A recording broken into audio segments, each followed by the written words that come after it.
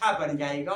तो सजग, अगर आप लोग सत्संग में आते हैं, आप नहीं सजग होंगे तो कौन सजग होगा, कौन चलेगा? पथिक तो आप ही है ना। इसलिए सद्गुरु कहते हैं, जाए परे भव चक्र में और सहे घनेरी लात। अगर नहीं मानोगे तो वो फिर ये भवचक्र तो हमें दिखाई नहीं देता कि कहें कि भैया ये तो भव सागर, तो हमें सागर कोई तो दिखाई नहीं दे रहा कि हलाहल पानी भरा हो।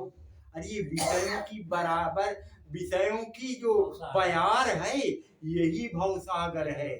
ये जो हम अपने पूरे ज्ञानेंद्रियों को, आंख, कान, नाक, त्वचा, जिह्वा, इनको अपने अपने विषय में छुट्टा छोड़ रखे हैं, जो अन्ना छोड़ रखे हैं, यही भवसागर में आनंद ले ले करके हमें रात दिन फंसाए हुए, यही ना। इसी भवसागर में हमने नहीं फंसना, सद्गुरु चेत करवा रहे हैं। कहते हैं अगर नहीं मानेगा तो इन्हीं में तुझे कीट पतंगादियों में जाना पड़ेगा। कैसे लगेगा?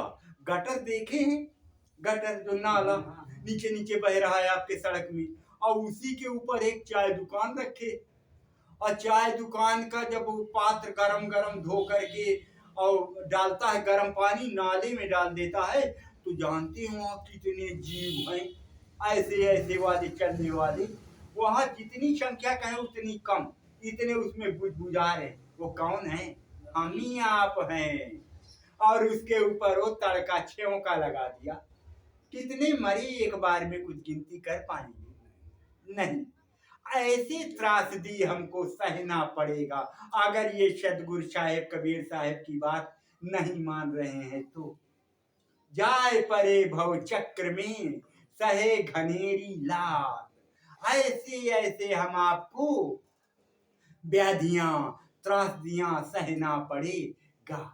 फिर वहां के पछताने से कुछ बात बनने वाली, क्योंकि वहां पे ऐसा कुछ कर नहीं पाओगे उन्नत वाला काम, यही ना। इसलिए अभी जो ये मिली है ये सुंदर है, इसी से सब कुछ बनाने का ठेका है, और इसको हम आप कर सकने में सक्षम कर सकते हैं ना। अगर हमारी आंख गलत देख सकती है तो सही भी तो हम इसे दिखा सकते हैं। तो सद्गुरु सानिध्य में आए हैं, अगर हम नहीं सही दिखाएंगे तो कौन दिखाएगा? निश्चित है कि हम इसको सही रास्ते में ले चलें, तो आंख को गलत विषयों में ना जाने दें, कर्ण कुहर जो शब्द गलत गलत ना सुनने दें, अच्छे में।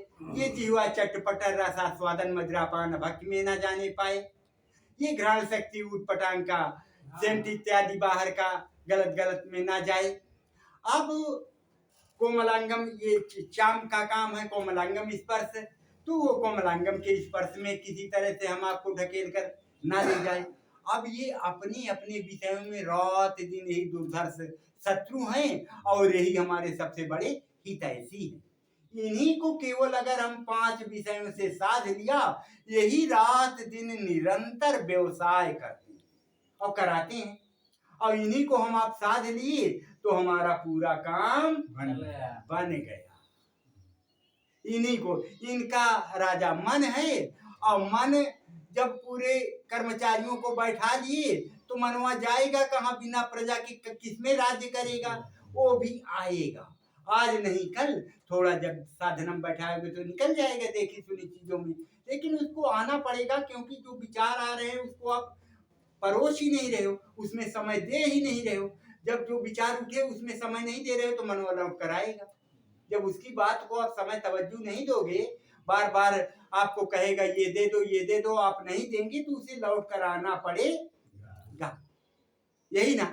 इसलिए निरंतर चेत करके और हम वही काम करें जो हमारे हित में है और जो हमारे साथ जाएगा।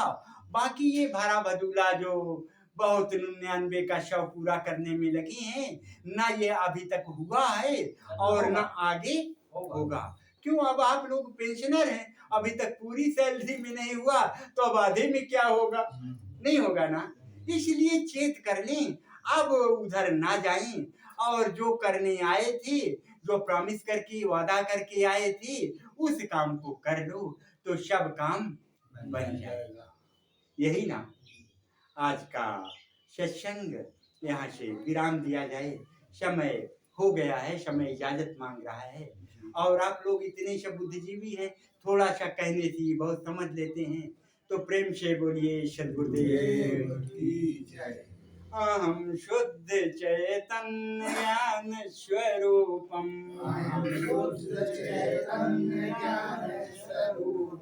अजर हम अमर हम अखंडम अनूपम, अहम शुद्ध चैतन्य ज्ञान स्वरूपम,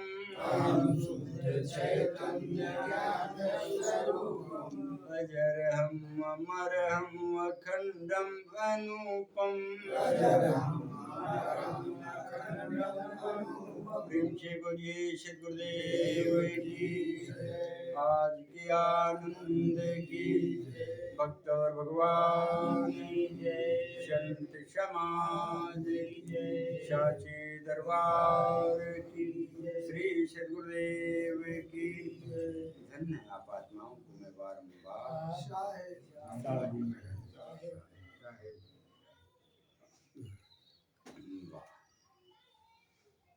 तो आज तो समय इजाजत दे रहा है ना।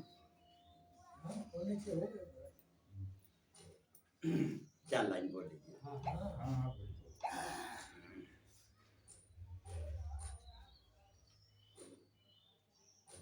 गायब हो जाया करता है।